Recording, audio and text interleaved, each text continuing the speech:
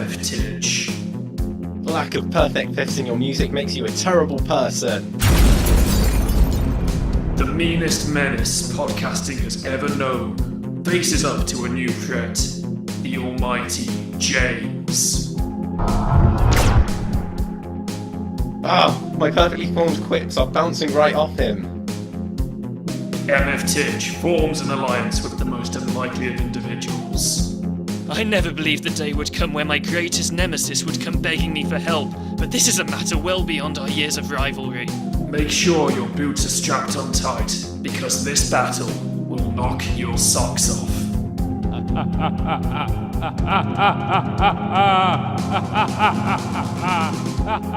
Every villain needs a hero. Coming this Halloween. Rated 18.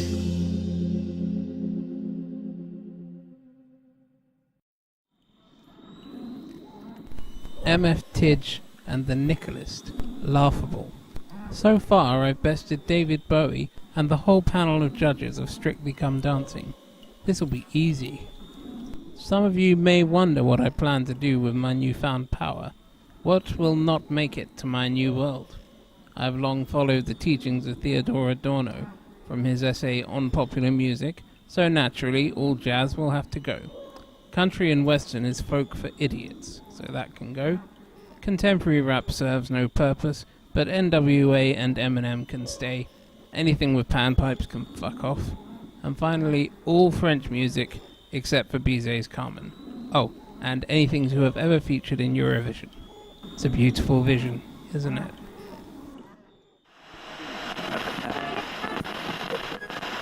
Welcome to F Sharp A Sharp Revisited, the music review podcast where we talk about how sound is made beautiful and sometimes ugly by musicians.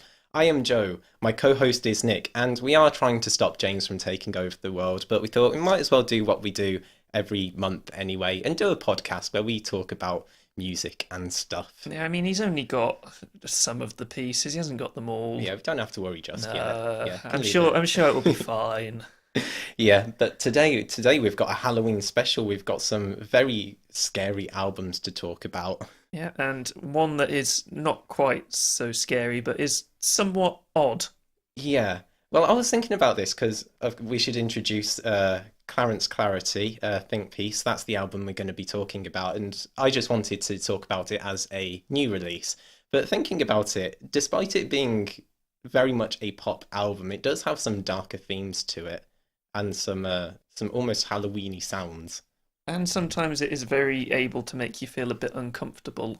Yeah. Like unsettled, eerie almost. Yeah, it's like as Halloween-y as pop can be. In fact, I'd be very surprised if Thriller by Michael Jackson isn't a huge influence on Clarence Clarity's whole sound and what he tries to put forward. So yeah. I get that, because while I think Clarence Clarity is, I mean, he's very original. Yeah. It's very idiosyncratic music. There's also a very noticeable element of nostalgia in there, I think. So if you haven't grasped it yet, we're talking about a very kind of futuristic pop album. IDM. I'd say. Yeah. Clarence Clarity is a London producer, and this is his sophomore album after his previous album, No Now, which I listened to one of the tracks from when it came out, Those Who Can't Cheat, and I thought, this is fantastic. I then proceeded to not listen to Clarence Clarity for 2 years. For shame. No, I did listen to his debut record, and I did really enjoy it. It is somewhat long, I'd say. But yeah, very enjoyable. And to the most part, this album hits the same instrumental beats as No Now. But personally, I think I like this new album just that little bit more because it's very much a streamlined listen. And in a lot of ways, it kind of does flow like one long song, which is very odd to say about a pop album. But the transitions are more or less flawless between all of the tracks. And there are even some tracks with reprisals of choruses from previous tracks, which very much makes it feel like one experience. It's got a bit of a Nonagon Infinity, King Gizzard and the Lizard Wizard vibe to it in that sense. Like on the song Same, it has pretty much the same chorus as Naysayer.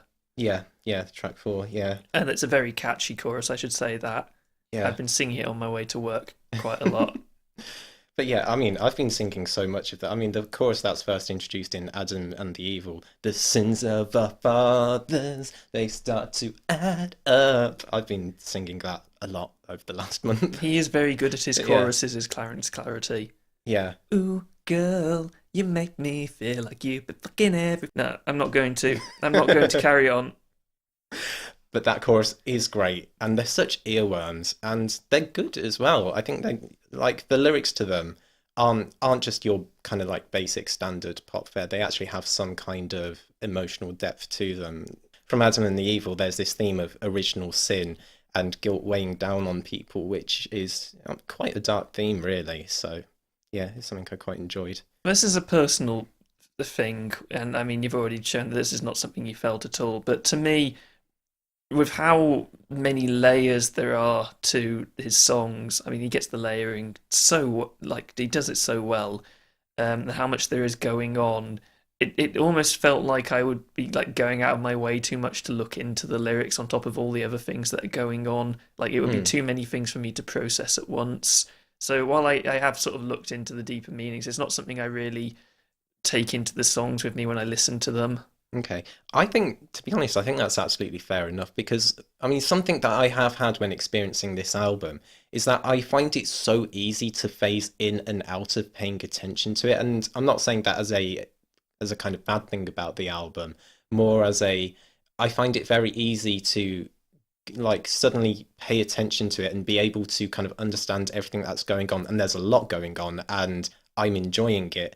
But I think maybe a part of it is that because it is so consistently like that throughout, I find it easy to kind of let it go into the background as well, which I find a bit odd. Don't know if you experienced that at all, but I experienced the album being odd.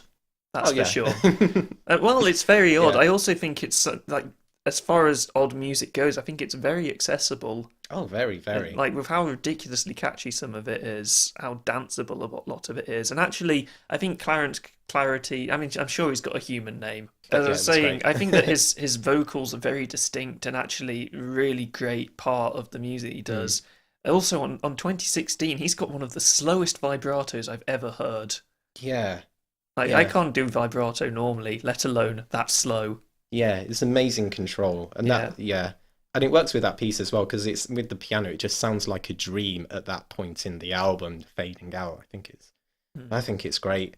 But as you say, it is very accessible, but I do think that's because he does touch on a lot of the genres that are popular at the moment. There are a lot of beats that are very hip hop inspired, like on We Change. I think that's a great beat and it is, very hip hop inspired. See, I didn't get that so much, except on one track, which also happens to be my least favourite track on the album, which is Fold'em. Oh, I loved that track. But yeah, go on. Fold'em is, for me, the most hip-hop stylized track on the album, and I just find it really sort of obnoxious to listen to. I don't like how... I mean, for a start, it just feels completely out of place with the rest of the album for me. And considering that he released another track earlier this year called Rafters, which did the hip-hop elements so much better, it's just a real disappointment for me. There's also the fact that I think Shaddy's verse on it just does absolutely nothing for me. Okay, well, you've just described two things I liked about the track, so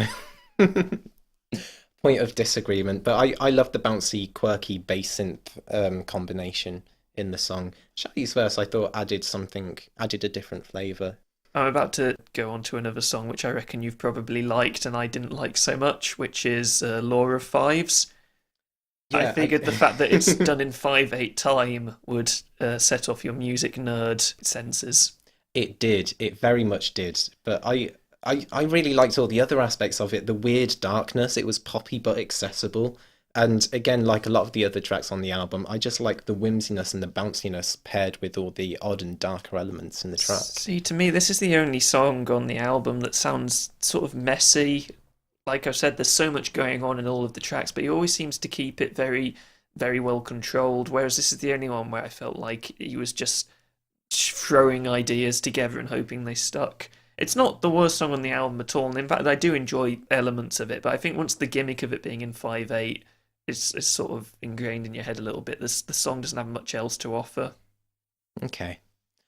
Well, on the talk of negatives, I'll talk about the only song that I didn't really care about that much, and that is Vapid Feels Ain't Vapid. And to me, that song is very much how you described Laura Fives, where I felt like it was too messy without any real direction or purpose, which is why it was probably my least favourite. I actually think that from Fold'em onwards, the album sort of dips a bit, to be honest. No, I'm not. I like Same, but that's because Same is very similar to my favourite track, which is Naysayer. Okay. I mean, I like Same a lot, and it does, of course, reprise the chorus from Naysayer. But I have to say, True Love is my favourite track on the album. It starts off more low key and soft, a lot of kind of 80s throwback sounds, but then the ending of that track I absolutely adore. It sounds like it's soundtracking an old Doctor Who episode with all like the bizarre and old timey synths. I just think it's fantastic and I loved it. I don't think it's a bad track. I just don't think it's as strong as the first half of the album. It comes in with such force and just smacks you in the face with how good it is. And then, like from Fold'em onwards, I just felt a bit. Yeah, and it doesn't help with the fact that for me, I mean, I've said many times, 40 minutes, perfect album length. This album is as good as 40 minutes, and it just felt like a bit breezy to me. Like I would have liked more. That's something I might just agree with you on, because I do find that this album kind of goes by, I think, a little bit. I think I would have liked one or two more tracks that would have stuck out to me, or maybe one or two more choruses that were as good as the ones in Adam and the Evil and Naysayer. So I think I will agree with you there, but I loved it as a cohesive listen regardless. So more power to you. More power to me. I'm just the awful bastard who doesn't like music. As far as other tracks that I really liked went, We Change, I think is great. I love the main melody in that, the dum dum dum dum dum dum dum that's dum great. dum, and the way it comes in the second time at the end with just all of the added bass, and it just washes over you, but not like, you know, a nice calming wave. It smacks you in the face as this just tidal wave of force. It's great. Yeah. I love it. I love that track. And that's probably the spookiest moment on the album, so it's fitting for this. Yeah, that track reminded me of Subbenstein by Big Crit. And I think that's why I kind of tied that into kind of like a hip hop influence. I get that. But no, I love that track as well. And the other track I want to bring up is Next Best Thing, which I think it's very endearing, despite the fact that it is somewhat braggadocious. But the guitar interlude in that song is so good. It's so good. And so unexpected as well. You don't expect those guitar tones to come in, considering all the other songs. Well, actually, I mean, I didn't really expect anything that came from this album. It's one of those expect the unexpected type deals. Yeah, just go with the flow. Yeah. I really liked that as well. But on a point on the braggadociousness, I'm kind of a little bit. It's nowhere near as bad as some other things you'll hear that are braggy. So that didn't really faze me at all on it. And he kind of, to be honest, he kind of has a point. No, I think he pulls it off. Yeah. He has a point, because the point of the track is, the next best thing is comparing artists that want to be the best thing quickly, like they'll hop on bandwagons and all this kind of stuff just to be popular, get the money and all that, whereas he's more concerned with creating good pop music that's going to be great. And honestly, I agree with him. There's so much trash pop music out there, and then this, I think, is so much better than the majority of it. So yeah, that's my 2 cents on that. I think I've said all I can say on this album. Certainly as much as I can say without listening to it more and digesting it more, because there is a lot going on, even if it does feel breezy, even if it is only 40 minutes, even if I don't feel like the second half is as good as the first half. I imagine if I listen to it more, I will get more out of it. Yeah. I mean, I've said everything I want to say as well, but I thought the second half was as good, if not stronger, really, than the first. So I love this. Strong contender for Pop Album of the Year in my books. I'm going to give it an 8 out of 10. I'm going to give it a 7. First album done. I really hope that James isn't getting any more Infinity Set pieces soon. We've got another 2 albums to go through. No, I know. But before that, the next thing we've got planned is actually very, very, very scary. I've actually put myself through some very grueling torture because James has decided that he's going to go after the Infinity Set. Quavo, of all people, managed to get out and put out an album, Quavo Huncho, and I listened. It's 1 hour and 6 minutes of the same song over and over and over I don't know again. why you would do that to yourself. And I don't know why either. It was a horrible, horrible, horrible experience. But after that, I thought, well, at least nothing else this bad is going to come out this month. And then Lil Yachty dropped an album. And I've always thought Little Yachty, as far as people who have Lil at the beginning of their artist name, Lil Yachty is just one of the stupidest. it makes no sense. I mean, unless he owns yachts, I don't know. It's just so, ugh. It's just so, ugh. What I will say is that Lil Yachty's new album, what did he call it? Nothing to Prove, is better than Quavo's album only because it's shorter by it than 20 minutes. So, and I'm not a kind-hearted person. I thought I would make Nick suffer and the listeners suffer through the form of a quiz. I thought that you'd renounced your supervillain ways. I mean, I kind of have, but I kind of haven't. Like, I'm a Gemini, so, you know, I'll have the split personality, thanks. So, yeah, I've got some lyrics in front of me that are either by Quavo or Lil Yachty, and Nick has to guess. Yeah, because I was sensible. I didn't listen to either. We're going to see if Nick knows his stuff. I'm guessing he doesn't, but it'll be fun I to hope watch I him. don't. It'll be fun to watch him try. First set of lyrics. Think a lil bitch speak Ebonics. A. Shooting that Glock. Supersonic. Bow bow. I drop a dub at Onyx. A. Toot toot that thing up. Toot. I'm going to go with Yachty. Correct. Well done. From his song Get Dripped. Get dripped. I don't know what that means, but maybe he's Get throwing dripped. people out of his yacht. I don't know. Is that what he calls getting wet? Probably. Who knows? Right, on to the next one. Pockets, double cheese. She pleased me with ease. Please. When I put this ice on, everything freeze. Freeze. Ice, ice, ice, ice. Ice, ice, ice, ice. Yeah. I think that one is probably Quavo. Yes, correct. 2 out of 2. Oh, I wish I knew what went through their heads. Ice, probably. Probably just ice. Nothing but ice. Next one. Chain wetter than a river you could cry me. Quick to Timberlake a bitch. Now she despise me. I swear I just let the money energize me. Chain wetter. Yes, the chain wetter than a river you could cry me. Why is his chain wet? I have no idea. I wish I knew, Nick. I wish I knew. I'm guessing this is probably Yachty.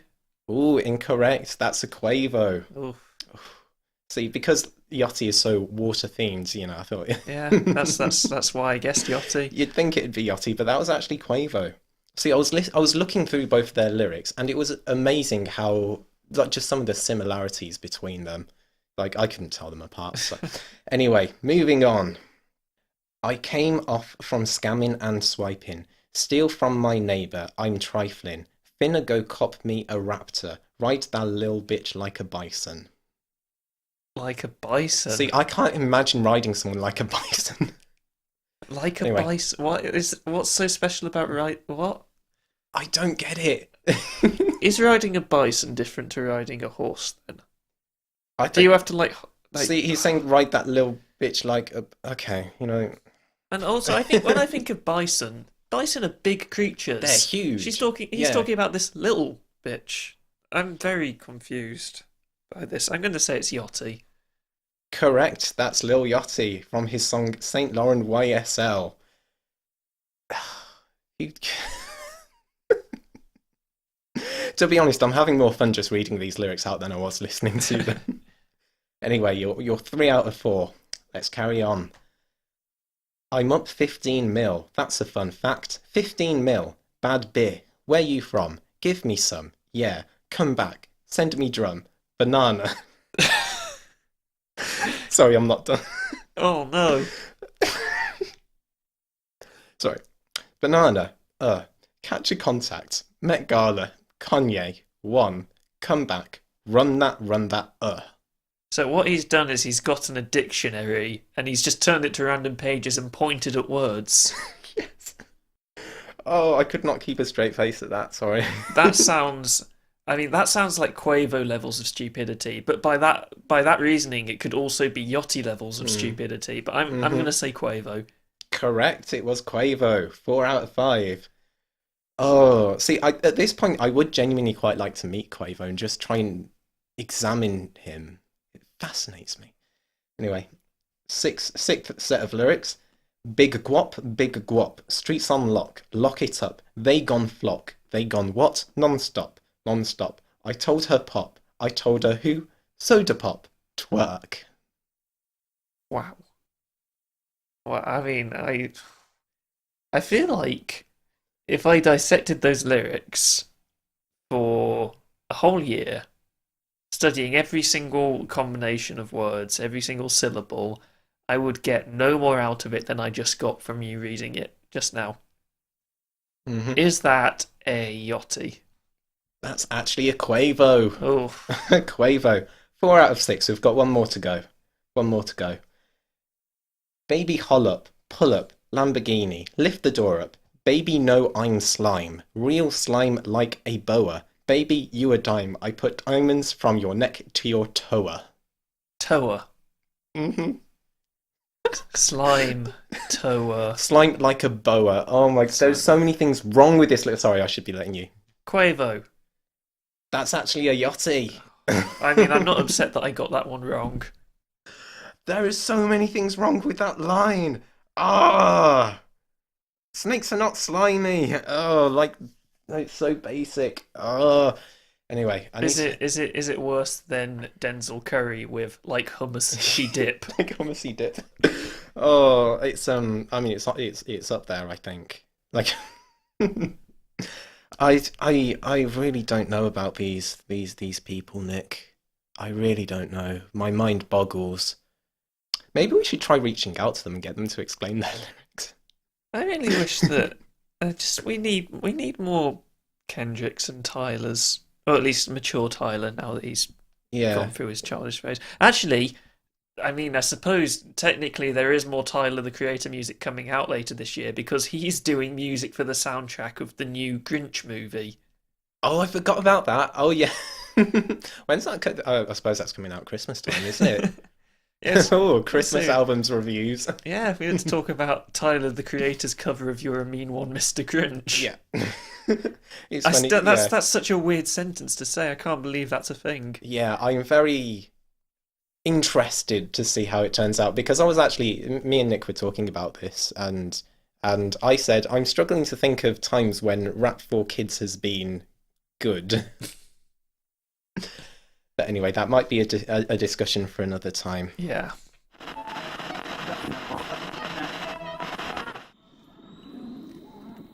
Welcome back. I am whispering because this next step requires caution. Deep beneath the tracks of the London Underground lie a series of ancient tunnels dug before the city itself was formed hundreds of years ago. I've located one such tunnel where Freddie Mercury left the microphone of unlimited range after having absorbed much of its power. Yet so powerful is the artifact that enough was left for a second helping at a price. Mercury bound the remaining strength behind a great gate and inscribed a final message. Wait, over there. I've found it. Let's see what it says. Greetings, O demon. You found the resting place of a weapon ancient and deadly in the hands of an unfriendly face. But this was not the intention at the time of its creation, rather to spread goodwill between many a warring nation. So try now to get in, but don't be disappointed if your purpose in the finding is from peacefulness disjointed. A caution you have had, no more will I thee warn, but a heart found thus unworthy shall be from your body torn. But how did he know I was coming? There's only one with that power, but... Oh. MF Tidge, you time-travelling troll! Only death awaits me should I attempt to open this gate. Such a price. Can I not see my hard work come to fruition? Maybe I'm wrong about music. Are all musicians equally valid? I could use this as a power for good, for the redemption of unfortunates like Taylor Swift and Quavo. Yes, this is my purpose. This is why I am assembling the Infinity Set. Thank you, Lord Mercury, for your wonderful gift. I shall spread the word of your magnanimity, grace, and gullibility. The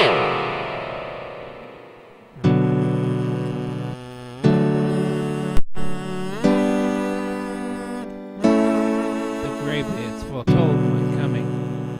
In their tongue, I am Lovas de Ra, demon of music.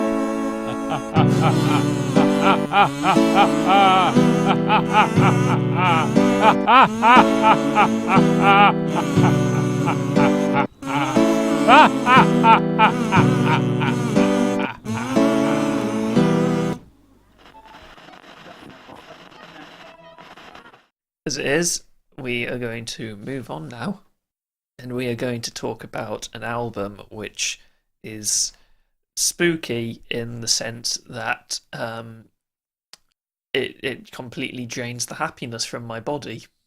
Mm-hmm. Yep. We actually have a list of albums to talk about on times when, I mean, there hasn't been any new music come out that we've particularly found much to talk about. We'll go, let's talk about a classic album. We've got a list each. This one's on my list. It is Deathconsciousness by Have a Nice Life, which is the 2008 debut album from Connecticut experimental rock band Have a Nice Life, which is made up of Dan Barrett and Tim McCougar. It's a long album. 84 minutes. Yep, 13 tracks, and it's done over 2 discs, which are in themselves titled The Plough That Broke the Plains, and the second one is called The Future.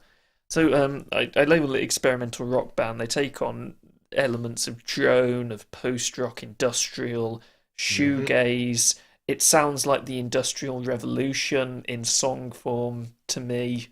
It's also made very cheaply using basic equipment and preset sounds. I believe I read that their budget for the album was about £1,000. Okay, just on that point, I think that's absolutely incredible because I think it's one of the best sounding albums there is. It gets better. It gets better. The band actually lost the master files they produced for this album in a software crash. So all of the tracks on it are 128 kilobytes per second MP3 files.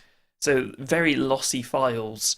And I think it's absolutely astounding that fate caused that to happen, because it makes the songs sound so good, sound exactly like I think they wanted them to sound. I would love to hear the full lossless versions if they ever were found. I don't think they will be, but to have this, it's just remarkable. Yeah. I mean, yeah, I'm certainly not complaining because that's pretty much the first point that I kind of made about this album after I listened through to it once, and that is it just sounds absolutely incredible. The drums sound so rich and mechanic, and though you're actually hearing machinery work in your ears. The bass is so dirty. It is so dirty. The dark sounds are so grueling, and they just kind of warp around your soul. Yeah. Oof. Oh, it just sounds amazing. But then the contrast of those elements with Dan and Tim's vocal harmonies. I mean, I talked last month about Lowe's latest album, how I thought the harmonies on that album were absolutely spectacular. It's the same here. They contrast so brilliantly with the sounds they produce. The example that always pops to my head is in the third track, The Big Gloom, where you've got just this crushing wall of sound, and in the back you've got the most vulnerable voice saying, "Please, please, please release me." That gets into my heart. That does. It's not the only track in the album that gets into my heart. Well, I mean, for some more context, the album was written at a time where both of the members of the band were dealing with just the existence of death, hence the heavy themes that are ever present on the album. And the album also came with an accompanying 70-page long booklet documenting the life, literature, and the followers of the 13th century Italian writer and religious figure named Antiochus. And this booklet delved into themes of heresy and religious persecution and suicide, which was something that this figure apparently campaigned for. And I've searched Antiochus online, and this may be the most comprehensive collection of information about this figure exists, because I can't find anything about him. Mm-hmm. So either this figure is made up, which if he is, it's still very impressive, or they've put a lot of time into researching this figure. Well, it almost makes it feels like it's a whole project. Like, even though I didn't really read all the stuff about Antiochus, just having that context really kind of illuminates kind of the feelings for the album as well. And I think that something else remarkable about the album is, while this booklet is provided to give you some context potentially, I think the album works completely fine without it. Like, you can interpret it so that you can interpret so much from it just from listening to it by itself. Yeah. One point on that is that I'd like to make is that when you're listening to the album and you're not reading the lyrics, you're going to find it very difficult to hear a lot of what they're saying, just because their vocals tend to be so absolutely drenched in reverb and often quite quiet in the mix. So there are only some very, very select moments where you're actually hearing the lyrics of what they're saying.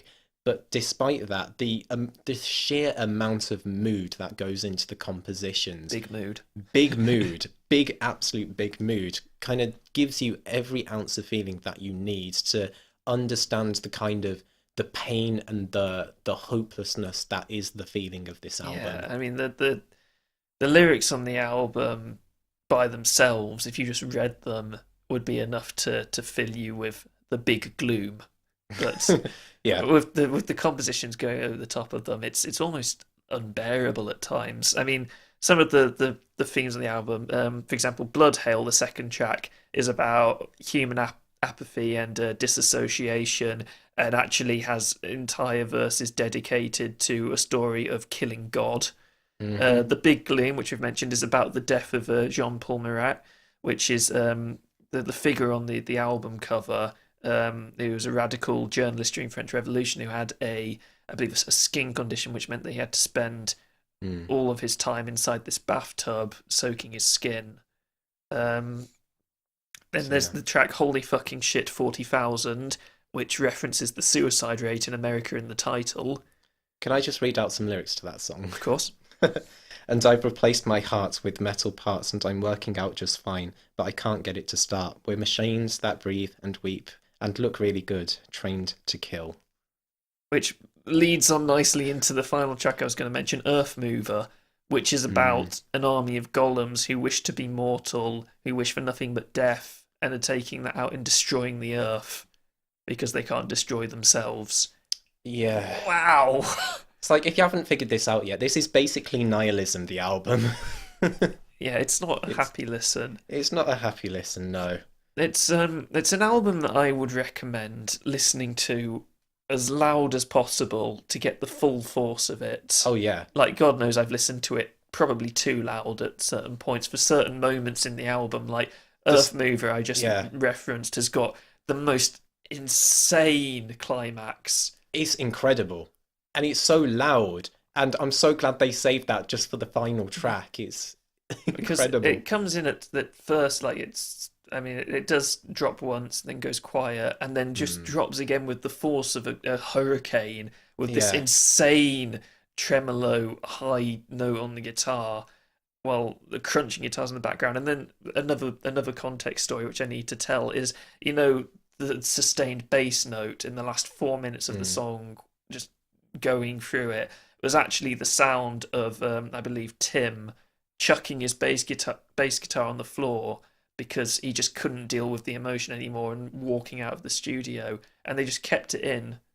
And to have that captured on the song is ridiculous. Yeah, and I just kind of want to say again, it amazes me how this was recorded on cheap equipment, because it sounds amazing. Like you said, there were points where you just want to turn the sound up. Like, for me, on Blood Hail, because the opening track is very, very ambient, it's very soft. When Blood Hail comes in with that gritty bass, I just turn up my speakers and allow them to vibrate in all their nastiness. Oh, it's so good. That leads me to more about how great their composition is, because Blood Hail, despite being a ridiculously depressing song about human apathy and killing God, is catchy.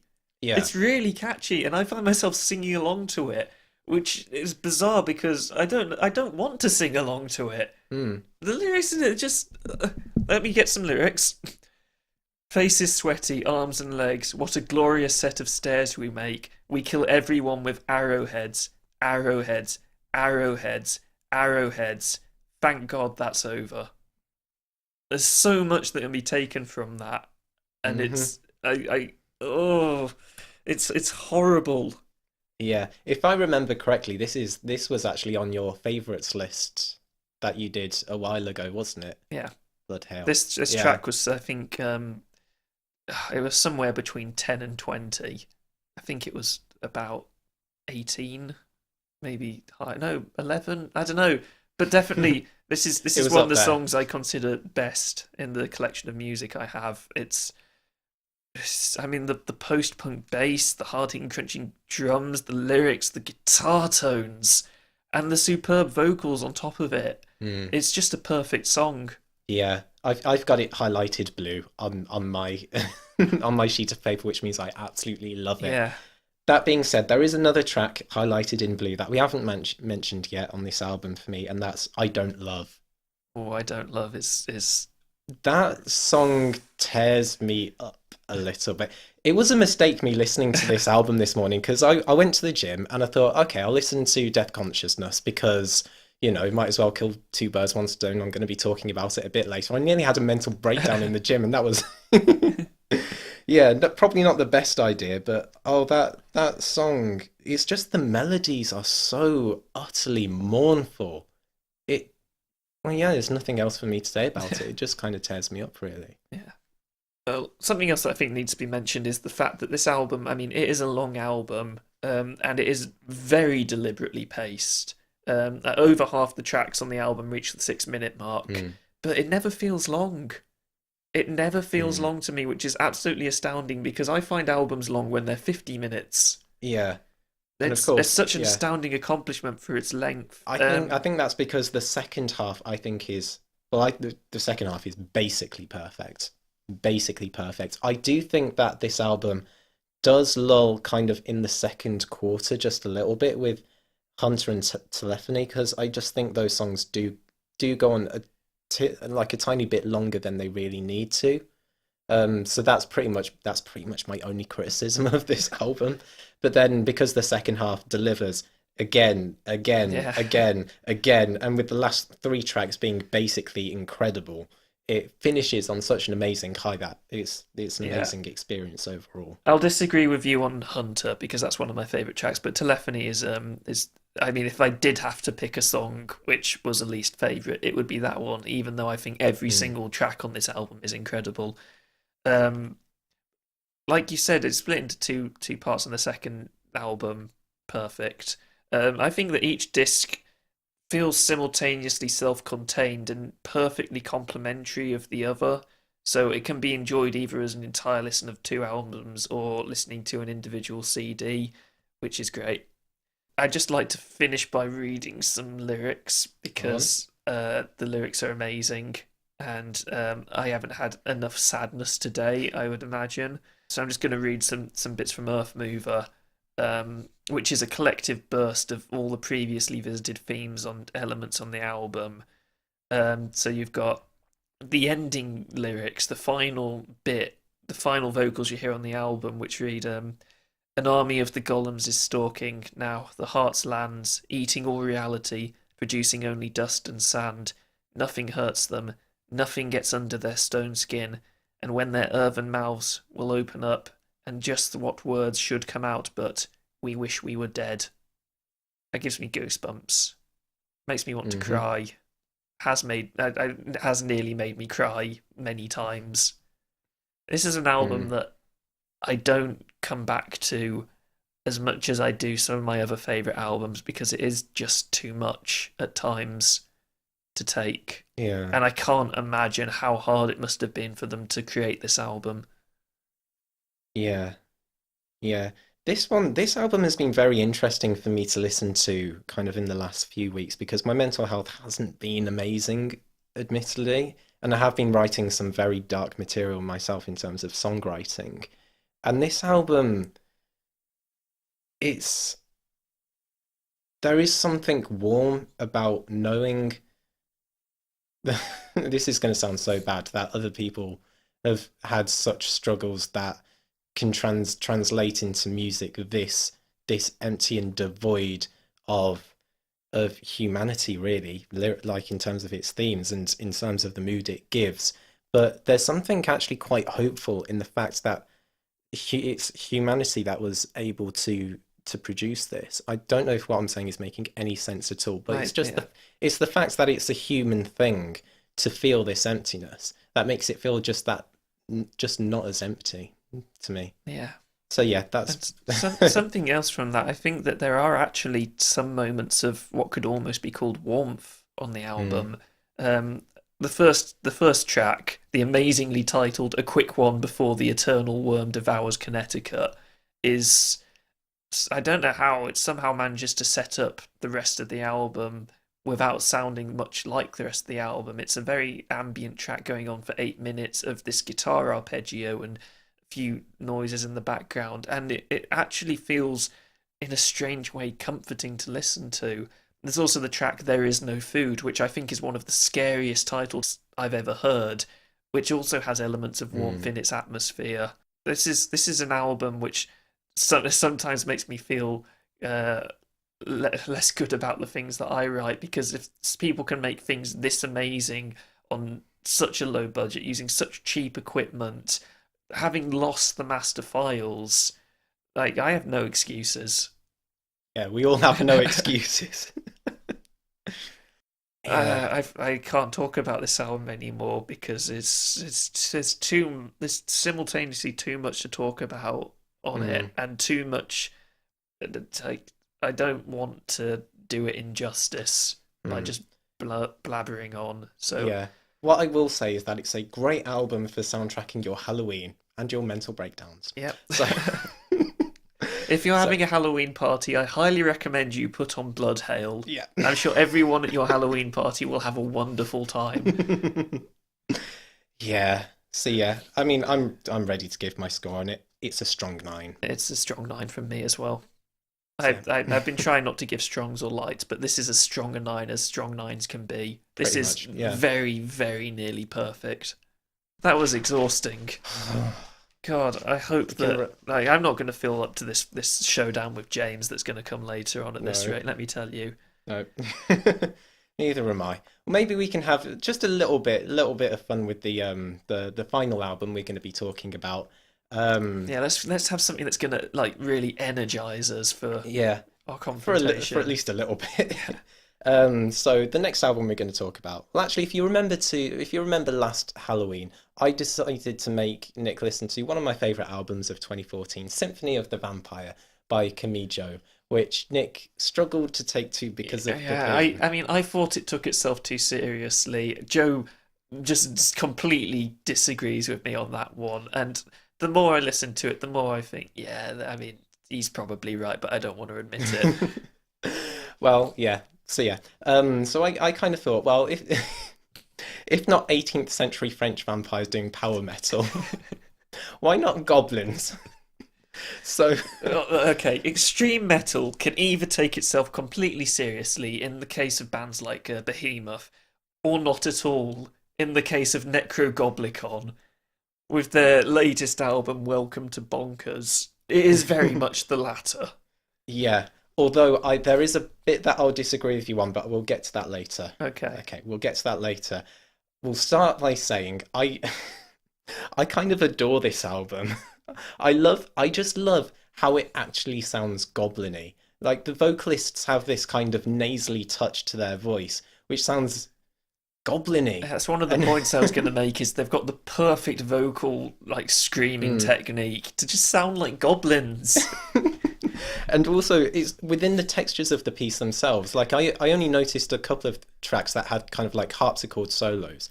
But then when I listened to the other tracks, there's like touches of harpsichord and other kind of medieval sounds and instruments woven into the textures, kind of very subtly and very cleverly, to give this overall feel of kind of like a medieval time and just a whimsicalness to it that I really do just adore. Okay, well, I'm just going to come straight out and say, I love this album, so I'm going to get the bad points out of the way first off, so I don't have to dwell on them.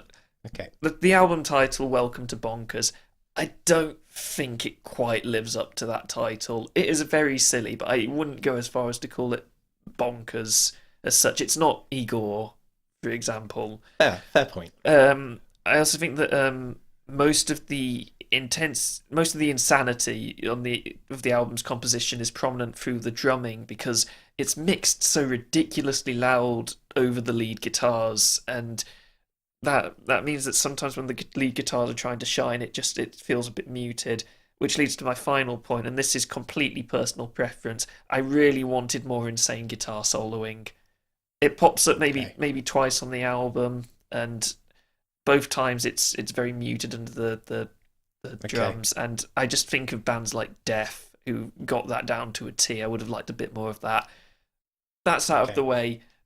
The songwriting throughout this album is exceptionally solid and so varied over its 42-minute long run length. And all of the guitar and drum parts do work super well together when the drums aren't drowning the guitars out. They either work in tandem or provide a suitable contrast to each other.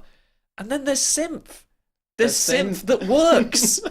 It's amazing, because this is one of my points. They do incorporate elements of like dance. Yeah. Of all things, like in Dragons and Row, there's like techno and synth, but they weave it in a way that's so effortless, because they'll have these synths during the metal sections, which kind of like they'll fade in more to become the synth sections, while the metal sections kind of provide more of a kind of a backing to it, and it almost feels like what's going on here, but at the same time, it just sounds completely natural. The transitions they're flawless. I think part of the reason why it works is because the composition is a bit insane and silly, and that means that the keyboards don't come off sounding ridiculously cheesy. They just come off sounding silly, and it fits. Yeah, because that's part of the aesthetic. Yeah, the aesthetic, along with my favourite element of goblin metal aesthetic, which is the lyrics about goblins.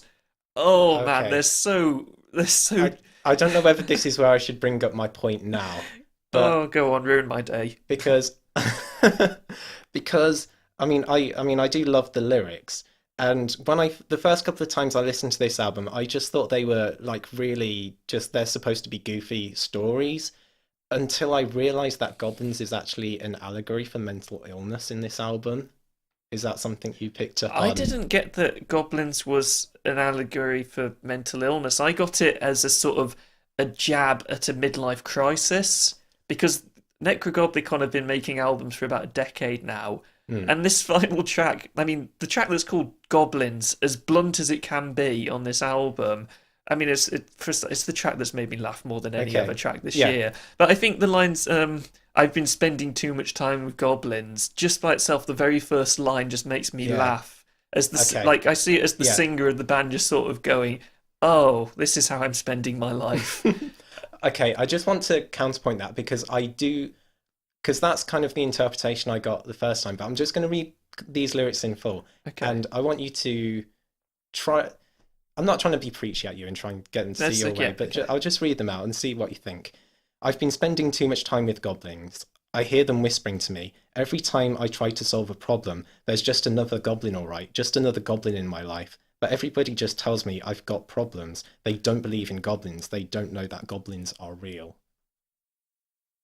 I think that with how goofy the entire album is, I find it very difficult to believe they would start doing something somewhat serious at that point. But it's actually embedded all the way through the album, because that's what Mold is. The opening song, I think it's an absolutely fantastic opening track. I don't like the fact they've spelt mold wrong.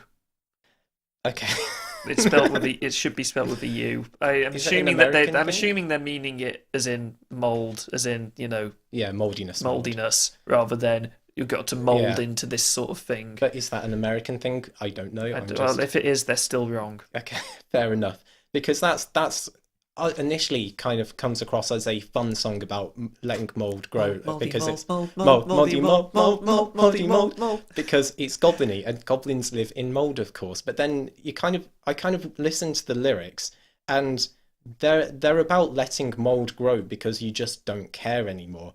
And I kind of related that to people who do suffer with depression, who end up kind of letting themselves go, their house go, as has happened to me recently. And it's just, like, while I agree with the point of view that it's a fun album on the one side, I do think it's very intentionally and very cleverly done so that these allegories are sprinkled throughout for mental illness in ways that I just think are very clever and very subtle. So it kind of allows you to see this album in whichever light you want, depending on your outlook. I'm going to go back and listen to it now because that's very interesting and I didn't notice that.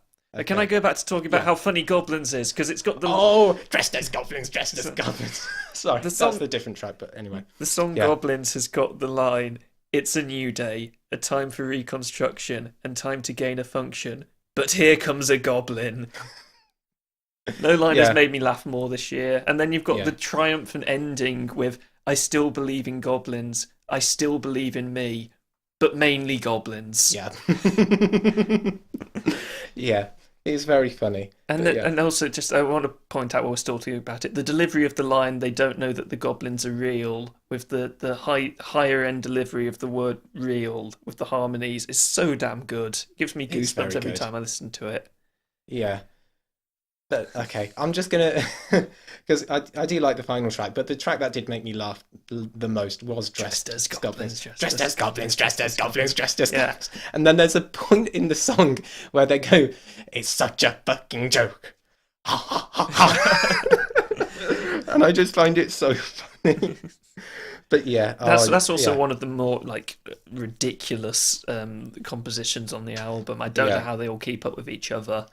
It's very intense, and in fact, this is an album that I wouldn't recommend listening to too loud because you will destroy your ears, or especially on the track "The Skin Thief," which is probably one of that's the most intense. That's the most. It's also one of my favorites on the album because it makes me want to take a nap.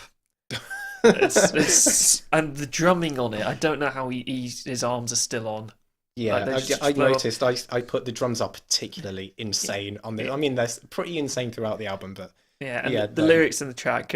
"I was but a boy walking alone in the snow with no coat. Mother said no, and that's when I froze. I just wanted clothes. Mother never gave in. I just needed a coat. Now I make them from skin. I am the skin thief." Oh, it's so dark and yeah. But then that track goes on. I mean, that's the most intense track on the album, and it goes into Darkness, which sort of transitions very well because the last three tracks on the album I think are probably the silliest. So it goes from the Skin Thief, which is super intense, into Darkness, which is sort of half intense, and then into the Magic Spider. I love the Magic Spider so much. I was not expecting the Magic Spider, which is this piano-driven, almost Queen-esque track. It's amazing, and it's probably one of the catchiest uses of 7-time I've ever heard. There's a magic spider on the wind, he spins a web for you, and if you wish upon a spider, all your dreams will all come true. I love it so much. Oh. And then that track, which is beautifully absurd, goes into Killing Time and Space. Yeah. Which starts with the banjo. Yeah. And then banjo, and then full throttle guitars everywhere, and really nice use of accordion in the textures of the song as well.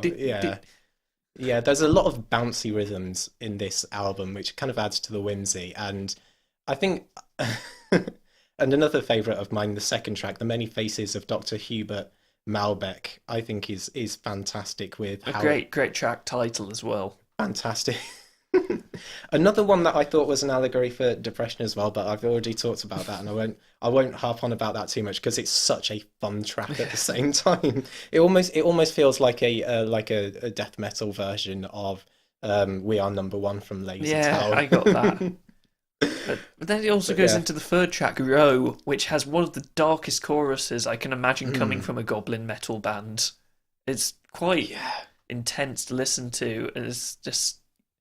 I would repeat the lyrics, but I can't do them justice with the way he delivers them, so it won't mean as much. But it's so dark. Yeah. But then it leads on to just like row, row, row, row, row, row, which is so catchy. And the synth in that song as well, it kind of transitions from metal into this dance piece, which I love. Quite frankly, I love. I'm very glad you showed me this album. I'm very glad you liked it. I've had a lot of fun listening to this album. It's one of those albums which I just think is so much fun. I've adored it, and kind of the more I kind of listened to it and actually looked into the lyrics, the more I like it at the same time. So I'm really happy with this. I think I only really want to mention a couple more things, and that's Dragons is a fantastic track. We haven't talked about that yet. I love the techno tinge and how it transitions into the classical tinges and then the metal tinges. There's so many tinges. And then the lyrics about there's a dragon. It's another allegory, but I'm not going to bring the podcast down again. But it's kind of funny. You've got, there's a dragon ripping you to shreds. It's trying to be your friend. That made me laugh. That's so good. The only track that I don't really care for as much is Thanks for Nothing Moon. Same. But that's like one track out of the rest I still of the think tracks like that the I love. song, like I said, the songwriting throughout the album is exceptionally solid. I mean, if I had to choose a track, it would be that one. But it's still like well composed. It's still fine. It's still, not bad. Yeah, it's still It's good. just like compared to the others, I think it's a bit less memorable. Same. But then you've got 5 amazing tracks before it, 5 amazing tracks after it. So yeah, I'm about ready to round this one up. I would give it an 8. I don't know whether I should give it a 9. I'm a bit torn because I did initially think it was like an 8 or maybe even a stronger 8, but considering the different ways that this album can be interpreted, I think it is going up in my estimation. So I'm going to leave it as between an 8 and a 9 for now. But yeah, I really adore this album. Well, I think that we should probably get off and stop James at this point. Yeah, he might be getting a little bit too much power. You know, we have been gasbagging quite a lot. Yeah, well, let's go and stop James. This is it. The final piece. I've tracked the pick of infinite talent to this place, home to the 9 muses of ancient Greek myth. But what's this? Police line, do not cross. Officer, what's going on here? Uh-huh. Yes. Right. 1,000 kilos of crack, you say? Dear, dear. Suppose it's hardly surprising, though I am very disappointed with Thalia particularly. She always seems such a... Hey, look over there! Yoink. Yes, I've done it. Just need to shake off the fuzz. Quick, down this alley. Oh. And just where do you think you're going? Ah, Messrs. Joe and Nick. What a pleasant surprise. That's MF Tidge and the Nickhilist to you. Such impressive names. They won't stop me, no matter how ridiculous they are. Honestly, they sound more like usernames than those of superhumans. No one would even understand the wordplay unless it was written down. Well, at least we didn't rip off a musical and a video game language, demon of music. It is of no matter, gentlemen. You are too late, for I have the infinity set. Oh yeah, you haven't even plugged it in yet. Ah, well, I have something else you don't. Roadies. Shit.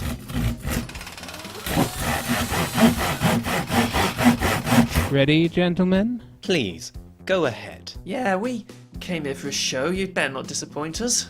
I don't understand. Oh, you will.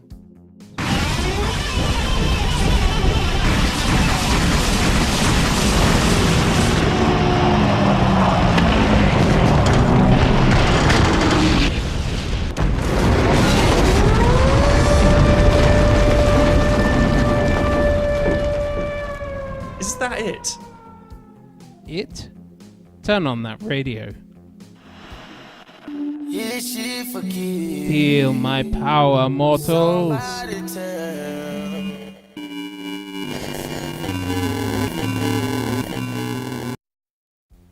Suck my infinity set, Quavo. Ah, but we knew your game. Wiping half the genres of music. So we did what anyone would do. We used Joe's time travel to conceive thousands of new genres at the beginning of time. Grunge folk. Dubscat. Post-avant jazzcore and progressive dream funk. Goblin metal. Fools. Then I'll play my set until they're all gone. Ah, but what if you cut out too much? Classic rock, baroque music, Elvis, Elton John, Christopher, who else knows what you could lose? You've been Shylocked, bitch. No. You bastards. I, Lovas Dera, demon of music, challenge MF Tidge to puns. You absolute fool. I accept, of course. Nick, you can judge. Gladly. By the power of the Infinity Set, I do vow impartiality. So we begin. They say big band music is causing psychological aggression in young people. Must be because there's way too much sax and violins. Why did the fish blush? Because the seaweed. I wondered what I would get if I threw a piano down the mine shaft. I got A flat minor. I woke up this morning hearing a tap on the window. I figured I'd get a new plumber. I always wondered why all the drummers I know live only 5 minutes away from a KFC. I finally figured it out. It's purely pragmatic. They don't want to be too far away from any fresh drumsticks. So I visited a geologist the other day, and I said, "That's a large rock." He said, "Boulder." So I said, "That's a large rock." What do you call a gingerbread man who's lost one of his legs to a seagull and has an uncontrollable habit of grabbing his crotch? A limp biscuit. Why does Snoop Dogg have an umbrella? For drizzle. John Cage, with microphone equipped, filled the town hall with balloons and, on some scaffolding, threw a bucket of needles onto the balloons below. A single tear ran down his face. He'd finally figured out how to make pop music. I went to a record store the other day to get The Sound of a Wasp. I played the record and said, "That doesn't sound like a wasp at all." And the guy in the shop said, "Yeah, well, that's the B-side." No more! Oh, talk about mutually assured destruction. Oh, it's a difficult choice, but I must choose the one who least made me want to stick my head in the oven. Joe, you win. Yes. James, you have to cover a song of Joe's choosing. It's not my decision. It's just how it is. Make it a good one, MF Tidge. Oh wait, I'm the good guy this time. For your attempted crimes against music, I must levy a harsh sentence. For a following podcast, you must cover Big Enough by Kieran J. Callinan.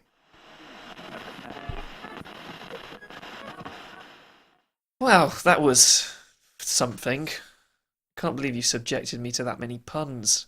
Oh, it was my pleasure, Nick. My pleasure. It wasn't mine.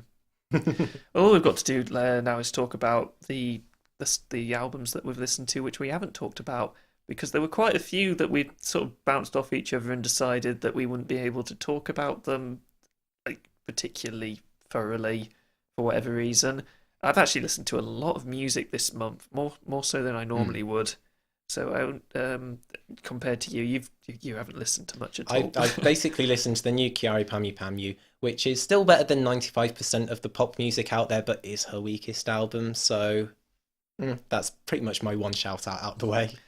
Well, I'm going to talk about some albums that came out. First of all, The Unheavenly Creatures by Coheed and Cambria, which I think is a real sort of return to form for them, even if it is too long. It's an hour and 20 minutes, and it does feel a bit overstuffed, but it does have the track Toys on it, which is one of my favourite of the year so far. Yeah. It's just peak Coheed and Cambria doing everything that they do well. That track is great, yeah. I also listened to Untitled, the actual album by Me Without You, which I think is actually weaker than the EP they released, also called Untitled. It's still good because it's Me Without You, and I don't think they've ever released anything bad as such, and they still continue to have some of the best lyrics I can think of, but compared to the other albums I listened to by them, I was a little bit underwhelmed, which is the shame. Then we had an album which I put forward for us to do on the podcast because I thought that you would have so much to say about this album, but the new Kero Kero Bonito album, Time and Place, what's wrong with it? Why don't you want to talk about it, Joe? I just find them to be... They kind of amalgamate the things going on in J-pop, but water it down a little bit, in my opinion. That's my... I don't think they're bad whatsoever. I think they're a good band, but I just don't find them as interesting as I think a lot of other Western people do. I feel like they would... I wouldn't say they were trying to do J-pop. I feel like they were adding J-pop influences to what they'd already established with their previous work. I mean, I don't listen to enough J-pop, so I can't really argue with you on that one. Also, Only Acting is a fantastic track, and I love using it to scare my sister. The the new 21 Pilots album, Trench, is better than other 21 Pilots albums I've heard, but also not good enough that I particularly want to listen to it again. It's got one song on it called Chlorine, which I thought was pretty dreadful. Well, I haven't listened to it, but I'll have to. That's all I can really remember from it. It now. had some good tracks on it, but I don't think I'll come back to it. Then you've got Droga's Wave by Lupe Fiasco, which is another album which is too long. It's an hour and 40 minutes. It is ridiculous 24 tracks long. And, I mean, there are so many good ideas on this and so many individual good songs, but I've forgotten what they are, because by the time I get to the album, I feel I've completely forgotten what I've listened to at the beginning of it, because it's been so long.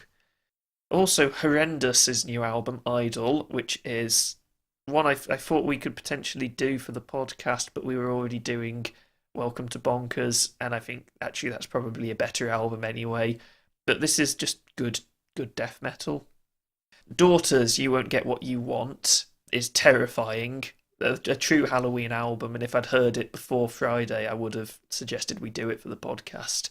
Joji, with his new album, Ballads 1, I've listened to it twice, and it's decent, but there's one track on it called Slow Dancing in the Dark, which is the most over-dramatic modern ballad I've ever heard, and I love it, and I can't stop listening to it. And finally, Haken. They have a new album out called Vector. Oh, I love them. I didn't know they...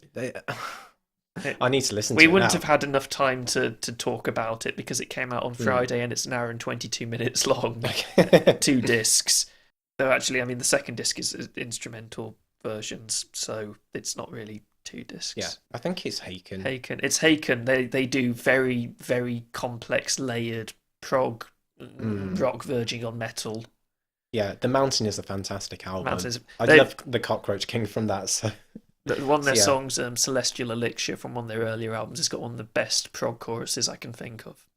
But it's good, but I have only listened to it once, so I can't really comment on it. When I go home, I'm going to do some housework and listen to that so hard. Yeah, they're a band I imagine would be great live. Yeah. Oh, I'm so glad we managed to save music from James. We can rest easy. I think we chose to do fewer albums just in case we had to be pulled away to go and defeat James. We are entirely pragmatic, and that's it. And somehow we spent so long talking about Have a Nice Life that we almost managed to miss him, and now our podcast is going to be longer than it would be if we'd done 4 albums. Whoops. Oopsie. Oh, well, I think that's as good a time to call it as any. I have been Nick. I have been Joe. And you've been listening to F Sharp A Sharp Revisited. Goodbye. Goodbye.